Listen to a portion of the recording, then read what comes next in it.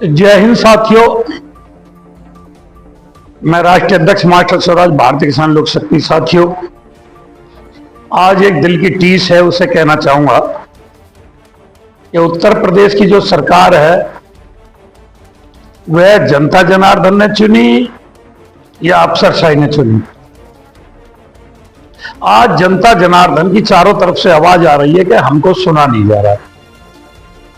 जैसे कि अभी जल्दी में एक बहुत बड़े भाजपा के चेहरा, मंत्री स्तर के चेहरा, केंद्रीय स्तर के मंत्री स्तर के चेहरा संजीव बालियान जी ने आकर के जेवर थाने में आकर के धरना दिया और कमिश्नर महोदय ने 10 दिन के लिए 2 दरोगाओं को छुट्टी पे भेज दिया और कह दिया सस्पेंड कर दिया। और बाद में उन्हीं चौकी पे ला करके, क्योंकि वो सस्पेंड तो हुए ही नहीं थे, 10 दिन की छुट्टी पे गए थे, तो छुट्टी काट के अपने उन्हीं चौकियों पे आ गए।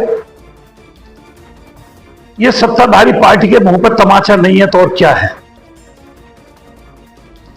विधायक और मंत्री कहते हैं हमें नहीं सुना जा रहा, सांसद कहते हैं हमें नहीं सुना जा रहा, एमएलसी विधान परिषद के जो सदस्य है वो कहते हैं हमें नहीं सुना जा रहा, जो राज्यसभा सांसद हैं वो कह रहे हैं हमें नहीं सुना जा रहा, जो उप मुख्यमंत्री हैं वो अपने मुंह से तो नहीं कहते लेकिन उनके लिए जनता कहती है कि उप मुख्यमंत्री के यहां चले जाओ, उन्हें कोई सुनता ही नहीं।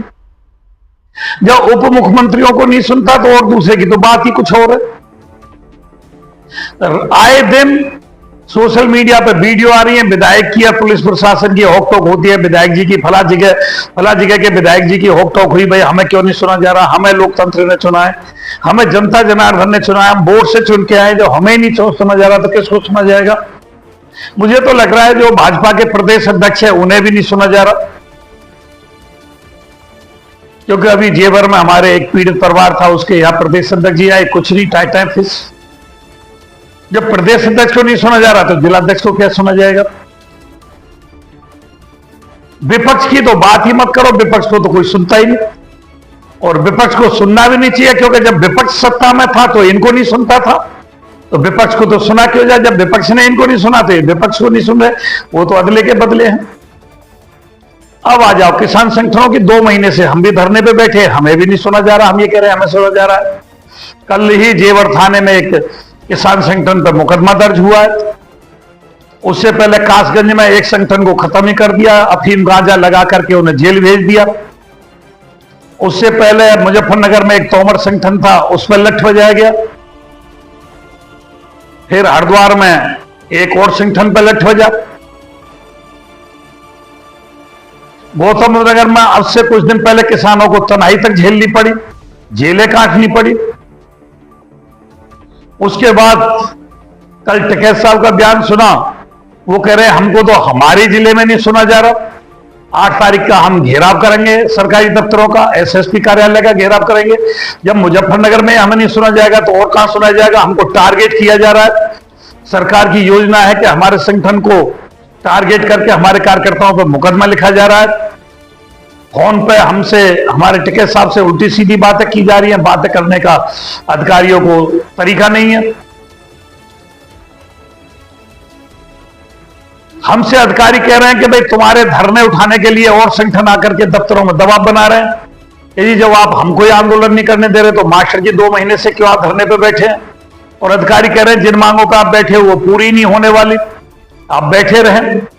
इधर हमारे धरने को भी उठाने की रणनीति बन रही है अलग अलग तरीका से। कभी भी पुलिस बल अपने बल प्रयोग करके उठा सकता है और जनता जनार्दन है वो सोई हुई है, वो सोच ही नहीं रही। जब सत्ताधारी पार्टियों को नहीं सुना जा रहा, विधायकों को नहीं सुना जा रहा, सांसदों को नहीं सुना जा रहा, उप मुख्यमंत्रियों को नहीं सुना जा रहा, संगठन सत्ताधारी पार्टी के संगठन के पदाधिकारियों को नहीं सुना जा रहा, यहां तक कि थानों में उनकी पिटाई हो रही है। रोज नई किसान यूनियन बन रही है, रोज नए राष्ट्रीय अध्यक्ष बन रहे हैं, और उनसे कितने बड़े राष्ट्र के पद ले लो, क्योंकि वो तो अकेले बन के आए और उनके पास राष्ट्र के और प्रदेश के पद खाली हैं। वो दूसरे संगठनों के पदाधिकारियों से ये कहते हैं भाई हमारे यहाँ और राष्ट्र का पद लो, और जो हम सड़क पर निकलते हैं तो गाड़ियों पर कोरे राष्ट्रीय पद के जी स्टिकर लगे हुए हैं। राष्ट्रीय पद सड़कों पर ऐसे बिखरा हुआ है कि जैसे मठरारी बेझर पहले कभी सड़कों पर बिखरती थी, बटरा जैसे बिखर जाता था, दाने दाने अलग अलग हो जाते थे। तो ऐसे अलग अलग संगठनों के राष्ट्रीय पदाधिकारी स्टिकर लगा करके सड़कों पे घूम रहे हैं, सुनने वाला कोई किसी की नहीं। पर्सनल कोई किसी की छोटी मोटी सिफारिश हो तो अधिकारी शर्म कर लेते हैं, और कोई बड़े काम के लिए धरना दो तो टाटा फिस। 2013 से आज तक कोई बड़ा काम हमारे जिले में तो कोई किसान संगठन करवा नहीं पाया।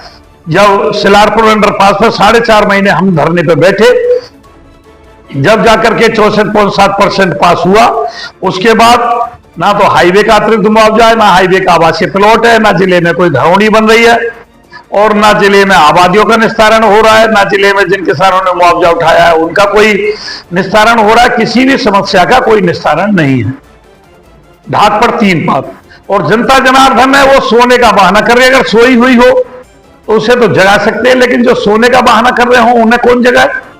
जनता जनार्दन है अपना बैठी बैठी तमाशा देख रही है, उसे चिंता ही नहीं। कुछ ने तो 7% के आवासीय प्लॉट बेच दिए, और कुछ ने हो सकता है 64% भी बेच दिया हो, तो उन्हें जरूरत ही नहीं आने की। कुछ ने हो सकता है अपनी आबादी भी बेच दी हो। जब निस्तारण ही नहीं हो रहा तो आबादियों को बेच दो भाई, अपने घर मकानों को बेच दो। जो 7% के प्लॉट बेच सकते हैं तो अपने घर मकान को बेच सकते हैं। जो अपने आबादियों को बेच दे, अतिरिक्त मुआवजे को बेच दे, 7% के प्लॉट को बेच दे, उनकी लड़ाई क्या लड़ी जाएगी? जिन्होंने खरीदार हैं उन्हें कोई मतलब ही नहीं। खरीदार दिल्ली बादिल्ली के, उन्हें कोई पता ही नहीं क्या हो रहा है दिन दुनिया में। और दलाल इतने हैं गली गली में, वो कहीं ना कहीं ठगी करके किसी ना किसी को बेच ही देते हैं, लपेट देते हैं। इस हालत में आज उत्तर प्रदेश की जनता जी रही है। साथ ही जो दिल की टीस थी कह दी, संगठनों में आपस में एक दूसरे की टांग खिंचाई हो रही है, विपक्ष को कोई सुन नहीं रहा, सत्ताधारी पार्टी को कोई नहीं सुन रहा। तो आज उत्तर प्रदेश में तकासेर भाजी तकासेर खाजा और अंधेर नगरी चौपट राजा, यह चल रहा है। माननीय मुख्यमंत्री जी का नाम लेकर के कि मुख्यमंत्री